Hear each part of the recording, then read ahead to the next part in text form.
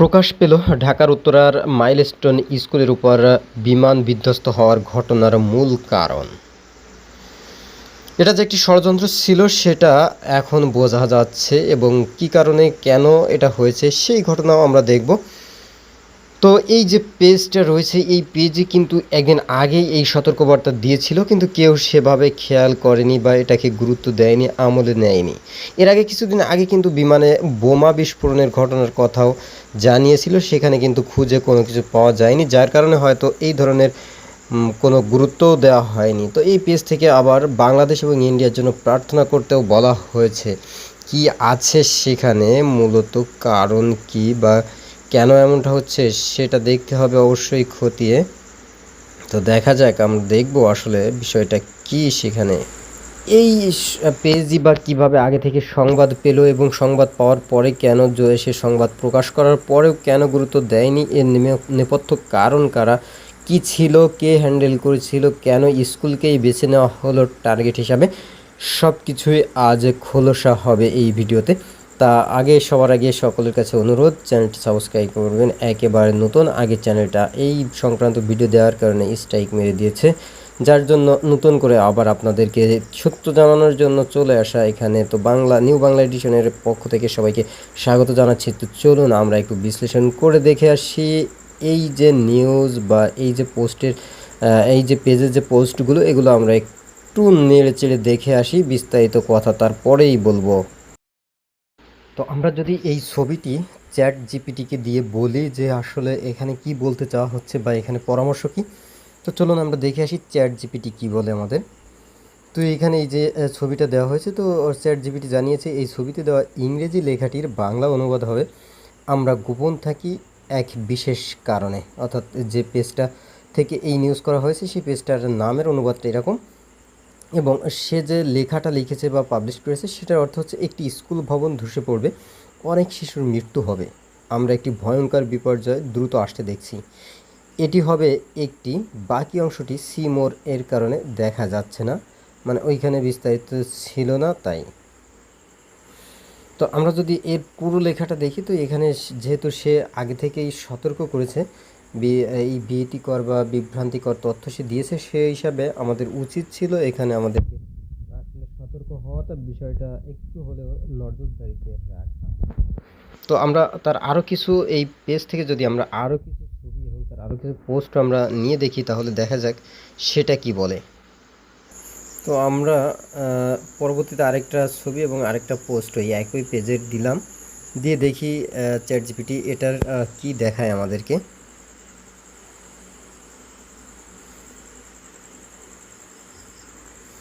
তো এই যে ছিল এটা এখান থেকে এই রয়েছে যে এই পোস্টটি অনুবাদ করা হয়েছে, আজ থেকে কয়েক সপ্তাহের মতো বাংলাদেশে একটি বোমা বিস্ফোরণ করবে, আমরা এতে সম্পূর্ণ নিশ্চিত, কারণ এই ষড়যন্ত্র বর্তমানে উক্ত দেশের শত্রুদের দ্বারা পরিচালিত হচ্ছে, হোটেল ও হাসপাতালগুলোই মূল লক্ষ্য। এটা কিন্তু তার ৩৯ মিনিট আগের একটা পোস্ট বা একটা নিউজ সে করেছে। এখানে গুরুত্বপূর্ণ সতর্কতা, এই ধরনের পোস্ট জনমনে আতঙ্ক সৃষ্টি করতে পারে এবং বিভ্রান্তিকর বা ভুয়া তথ্য ছড়ানোর চেষ্টা হতে পারে। যদি এটি আপনি কোথাও দেখে থাকেন, তাৎক্ষণিক সংশ্লিষ্ট কর্তৃপক্ষ যেমন বাংলাদেশ পুলিশ বা সাইবার ক্রাইম ইউনিটকে রিপোর্ট করুন। আপনি চাইলে আমি আপনাকে রিপোর্ট করার লিঙ্ক বা পরবর্তী করণীয় জানাতে পারি। তো বিষয়টা হচ্ছে এরকম যখনই আসে, এর আরও কিছু পোস্ট এরকম রয়েছে, তো এগুলো থেকে অবশ্যই আমাদের সতর্ক হওয়া উচিত, বা আইনশৃঙ্খলা রক্ষাকারী বাহিনী যারা রয়েছে তাদেরকেও এই বিষয়ে সতর্ক থাকা জরুরি বলে আমি মনে করি। তার মানে বুঝতেই পারছেন, দেশ নিয়ে ষড়যন্ত্র কিন্তু এখনও চলমান। কিন্তু কিসের ভিত্তিতে এত বেশি হৃদয় বিদারক ঘটনার অবতরণ করতে হবে সেটা আমার জানা নেই। যেখানে স্কুলগামী শিশুগুলো চাচ্ছিল স্কুল ছুটি শেষে বাড়ি ফিরবে, মা বাবার কোলে যাবে, মা বাবা হয়তো দীর্ঘ অপেক্ষায় বসেছিল, তার নিজের সন্তান, স্নেহের আদরের সন্তান ফিরে আসবে তার কোলে, মা বা বাবা বলে ডাকবে। কিন্তু সেই দিন যে আর সেই সময় যে আর হলো না। কি জানতো, নিয়তির এই লেখা তাদের এই পর্যন্তই ছিল শেষ। তবে এই নিউজ যদি সত্যি হয়ে থাকে এবং সে যদি আগে থেকেই জেনে থাকে, তাহলে অবশ্যই বাংলাদেশ পুলিশ বা সাইবার ফোর্সের যারা রয়েছে তাদের উচিত হবে একে জাস্টিফাই করা এবং সম্ভব হলে তাকে গ্রেপ্তার করে সত্যতা জানার জন্য জিজ্ঞাসাবাদ করা। কারণ এমনভাবে কিন্তু একটা দেশ চলতে পারে না যেখানে বিমানের পাইলটও বা কেন এত বড় রিস্ক নিতে গেল, সে কিন্তু চাইলে লাফিয়ে পড়তে পারত। তবে কি অনেকেই কিন্তু এখানে সন্দেহ প্রকাশ করছে যে সে যদি লাফিয়ে পড়তো বা অন্য কোথাও চলে যেত তাহলে হয়তো সঠিকভাবে স্কুলে বিমানটা আঘাত আনতে পারতো না, যে তাদের লক্ষ্যই ছিল হয়তো স্কুলে আঘাত আনা, এমন কথাও কিন্তু কেউ কেউ বলছে। কিন্তু যে সেখানে আসলে এই জন্য হয়তো পাইলট বেশি ঝুঁকি নিয়েছে বা নিজের জীবনের ঝুঁকি নিয়েই সে এই কাজটা সারতে পেরেছে। হয়তো সে ভেবেছিল বেঁচে যাব, কিন্তু বাঁচতে পারিনি, এমনটা অনেকেই কিন্তু বলছে বা ধারণা করছে। আসলে এখন বর্তমান সময়ে বাংলাদেশে এমন একটা পরিস্থিতি হয়েছে যেখানে এক দল কোনো কিছু ভালো হোক, সত্য হোক, মিথ্যা হোক, কোনো কিছু যদি করে, অন্য দল যাচাই বাছাই জাস্টিফাই না করেই সেগুলো প্রচার করতে শুরু করে। তবে এটা আসলে কোনোভাবেই কিন্তু বা কাম্য নয় আমাদের জন্য। এটা কিন্তু একেবারে আমাদেরকে অবশ্যই মাথায় রাখতে হবে। তবে এর যে সর্বশেষ যে আপডেটটা রয়েছে যে ৩৯ মিনিট আগে বাংলাদেশে একযোগে কিন্তু বোমা বিস্ফোরণ হতে পারে, তো এই বিষয়টাও কিন্তু অবশ্যই গুরুত্ব দিয়ে দেখতে হবে বা দেখা উচিত বলে আমি মনে করি, এটাকে আমলে নেওয়া উচিত। তবে যাই হোক না কেন, এই যে জীবনগুলো ঝরে গেল, সেই জীবনের মূল্য আসলে কে চুকাবে? এই যে সমূহ সম্ভাবনা নিয়ে অদূর ভবিষ্যতে উজ্জ্বল নক্ষত্রগুলো নিমেষেই ধোঁয়ার ভিতরে কালো অন্ধকারে মেঘাচ্ছন্ন হয়ে পৃথিবীর মায়া ত্যাগ করে চলে গেল। এতগুলো জান, এতগুলো জীবনের এই দান, এই বলিদান, কে দিবে এর ক্ষতিপূরণ আর কে বা দিবে সান্ত্বনা?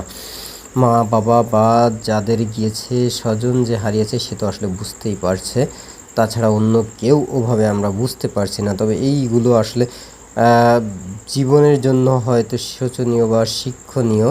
আর এই বিমান কেনই বা বিমান, যুদ্ধ বিমান, সেগুলো লোকালয়ের উপর দিয়ে কেনই বা উড়াতে হবে, আর এমনভাবে কেনই বা করতে হবে যেখানে ঘনবসতিপূর্ণ জায়গাতে কিন্তু হর্ন বাজানো নিষেধ, সেখানে ঘনবসতিপূর্ণ জায়গা এবং একটা স্কুলের মতো সেন্সিটিভ জায়গার উপর দিয়ে কেন বিমানকে যেতে হবে? এই প্রশ্নের জবাব আসলে কে দিবে? আর এই যে বিমান যার কোনো ফিটনেস নেই, বহুকাল আগে যেগুলো উৎপাদন বন্ধ হয়ে গেছে, সেই বিমানগুলোই কেন প্রশিক্ষণ কাজে উড়াতে হবে? আর কেনই বা এতগুলো জীবনের বলিদান এভাবে দিতে হবে? এই প্রশ্নের উত্তর আসলে কোথায়? কে দিবে? কে দিবে এই জবাব? দুর্নীতির চরম শিখরে পৌঁছে শেখ হাসিনা করে গেছে বিভিন্ন ধরনের অপকর্ম। ৫,০০০ টাকার মাল কিনেছে ৫ লক্ষ টাকা দিয়ে। দিন শেষে সেই সমস্ত জিনিস বা অব্যবহারযোগ্য জিনিস যখন ব্যবহার করতে যাওয়া হচ্ছে, তখনই পড়ছে মানুষ বিপদে একের পর এক, এভাবে শোচনীয় হয়ে। সবশেষ কথা হচ্ছে যে প্রেফার মাইলস্টোন, যারা অনন্তগামী হয়েছে আর যারা এখনো অসুস্থ রয়েছে, সকলের জন্য আমরা দোয়া করি এই শোক যেন আমরা কাটিয়ে উঠতে পারি, সেই কামনায় শেষ করছি। ভালো থাকবেন। ধন্যবাদ আপনাদের সবাইকে।